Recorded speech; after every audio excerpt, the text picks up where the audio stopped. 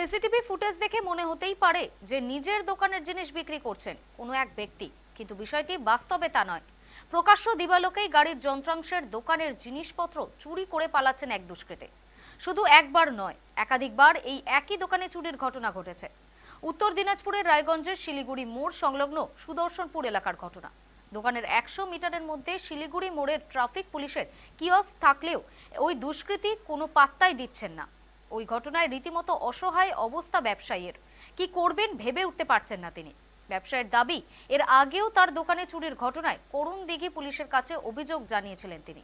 দুষ্কৃতীকে police গ্রেফতারও করে, কিন্তু পুলিশের হাত থেকে ছাড়া পেয়ে ফের চুরি করছেন ওই দুষ্কৃতী।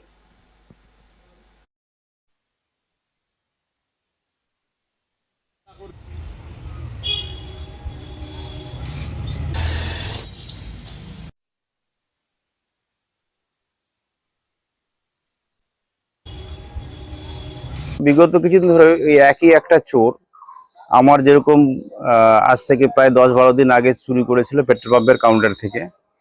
তারপরে তাকে ধরে পুলিশের হাতে তুলে দেওয়া হয়। সেখান থেকে ছাড়া পেয়ে কন্টিনিউ একই রকম ভাবে আমার রায়গঞ্জ শিলিগুড়ি মোড়ের দোকান থেকে, জেসিবি স্পেয়ার পার্টসের দোকান থেকে কন্টিনিউ মাল চুরি করে যাচ্ছে। তো আমরা সরাসরি দেখিনি, প্রথম দিন কারো মাধ্যম থেকে শুনলাম, ফুটেজ বের করলাম, হ্যাঁ গিয়েছে, সে ফুটেজ আমি আপনাকে দিলাম। আজকেও দেখছি তাই একই অবস্থা।